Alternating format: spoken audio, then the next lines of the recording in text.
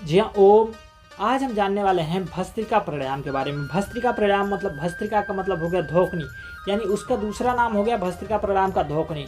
धोकनी यानी जिस तरह से किसी लोहे की दुकान पे जाते हैं, किसी लोहार के पास जाते हैं, तो वह जिस तरह से धोकनी को चला करके हवा निकाल करके आग को गर्म करके जिसमें लोहे को पिघला देता है, लोहे को लाल करके फिर उसे पीट पीट करके उसे एक आकार दिया जा सकता है, उसी प्रकार धोकनी यानी वही होता है धोकनी। जिस प्रकार हम भस्त्रिका को भस्त्रिका का दूसरा नाम धोकनी भी बोलते हैं, यानी जिस प्रकार आपके शरीर की हवा को बाहर निकाल निकाल करके आपके शरीर और आत्मा यानी आपके अंदर की मनोबल की जो प्रक्रिया होती है, उस प्रक्रिया को एक आकार देने का काम करता है भस्त्रिका प्राणायाम। भस्त्रिका प्राणायाम यानी जो कि हमारे शरीर में तमाम तरह की ऑक्सीजन मतलब बेकार तरह की केमिकल या कार्बन डाइऑक्साइड बोला जाए, कार्बोहाइड्रेट बोला जाए, या तमाम तरह की प्रक्रियाएं जो हमारे सांसों के माध्यम से हमारे शरीर में होती हैं, उसे बाहर निकालने का काम करता है भस्त्रिका प्राणायाम। भस्त्रिका प्राणायाम जिससे कि हम अन्य नाम से भी जानते हैं धोकनी के नाम से। भस्त्रिका प्राणायाम हमारे शरीर के लिए बहुत ही अच्छा होता है। भस्त्रिका प्राणायाम हमारे सांसों के लिए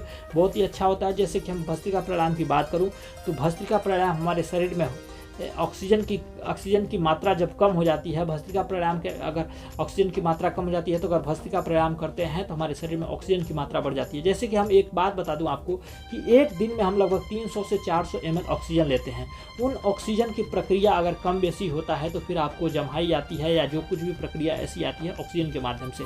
अगर ऑक्सीजन की मात्रा कम होती है तो जम्हाई आती है, तो जितना कमती होता है उतना ऑक्सीजन हमारे शरीर में चला जाता है और खराब ऑक्सीजन जम्हाई के माध्यम से बाहर आ जाता है। लेकिन हम बात करूँ अगर भस्त्रिका प्राणायाम अगर आप करते हैं, प्रतिदिन करते हैं, हर रोज भस्त्रिका प्राणायाम करते हैं, तो आपके शरीर में ऑक्सीजन की मात्रा लगभग 1000 से ऊपर मान लिया जाए तो 1000 से ऊपर चला जाता है, 1500 2000 तक भी जाता है। कई लोग अगर ज़्यादा समय तक 30 मिनट तक आप भस्त्रिका प्राणायाम करते हैं तो लगभग 3000 ml ऑक्सीजन आपके शरीर में भर जाता है, जिससे कि आपके शरीर में ऑक्सीजन की कमी की वजह से होने वाली बीमारियाँ, ऑक्सीजन की कमी से होने वाली परेशानियाँ से निजात पा जाते हैं। उस बीमारियों से आप मतलब एक तरह से मतलब बच जाते हैं। अगर ऑक्सीजन की वजह से हमारे शरीर में कोई बीमारियाँ होती है, उन ऑक्सीजन की कमियों की वजह से होने वाली बीमारियों से हम लाभ ले पाते हैं, उन ऑक्सीजन की कमियों से होने वाली बीमारियों से हम फायदा ले पाते हैं।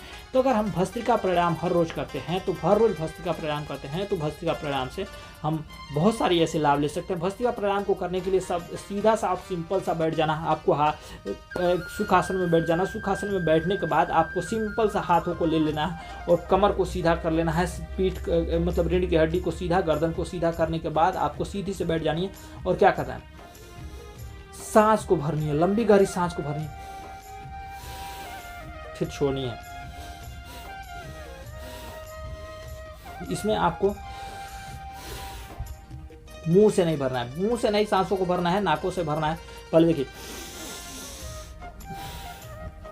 आपको जितनी तेजी के साथ सांस को भरनी है उतनी ही आराम गति से, मतलब उतनी तेजी से नहीं छोड़नी है, आराम गति से सांसों को छोड़नी है, जिससे कि आपके शरीर में ऑक्सीजन अंदर जाना चाहिए और उसी ऑक्सीजन को बाहर प्यूरिफायर करके जो हमारी हवा है ना, जो ऑक्सीजन हमारे शरीर में जाती है ना, वह हवा हमारे सांसों में जाती है, सांसों से होते हुए ब्लड सर्कुलेशन से होते हुए हमारे पेटों में जाती है, पेटों से होते हुए मस्तिष्क, जहाँ पे भी यह जाने की रास्ता होती है, हवा को खून को जाने का रास्ता होता है, वहाँ तक पहुँच जाता है ये ऑक्सीजन से बहुत सारी ऐसी हमारे शरीर में बीमारियाँ हो जाती है। ऑक्सीजन की कमी से बहुत सारी ऐसी बीमारियाँ हो जाती है, ऑक्सीजन की कमी से बहुत सारी परेशानियाँ हो जाती है। जैसे कि सांसों की परेशानियाँ हो सकती है, हो जा सकती है, सीने की परेशानियाँ हो सकती है, या दम फूलने का परेशानियाँ हो सकता है। बहुत ऐसी परेशानियाँ हैं जिससे कि आपको बहुत ऐसी मतलब एक तरह से मतलब सुधार होता है अगर आप इसे करते हैं तो। अगर भस्त्रिका प्राणायाम को किया जाए, भरपूर मात्रा में किया जाए, तो हमारे शरीर में मतलब एक तरह से बोला जाए तो भूख लगने की प्रक्रिया बढ़ जाती है, सांस की गर्मी शरीर में गर्मी पैदा हो जाता है, हमारे शरीर ठंडा रहता है, हमारे शरीर में ठंडी की वजह से बहुत सारी दर्द होने शुरू हो जाते हैं। इन सारी प्रक्रियाओं में लाभ मिलता है। तो मतलब देखिए, सांसों को पहले बात करते हैं हम, एक बार और कर लेते हैं, करने की प्रक्रिया जान लेते हैं। सीधा सा सुखासन में बैठ जाना है, कमर को सीधा कर लेना है, पीठ रीढ़ की हड्डी को सीधा, गर्दन को सीधा और सामने सीधे बैठ जानी है, हाथों को सुखासन में रखते हुए लंबी गहरी सांस को भरेंगे। जैसे कि आपको बता दो, देखिए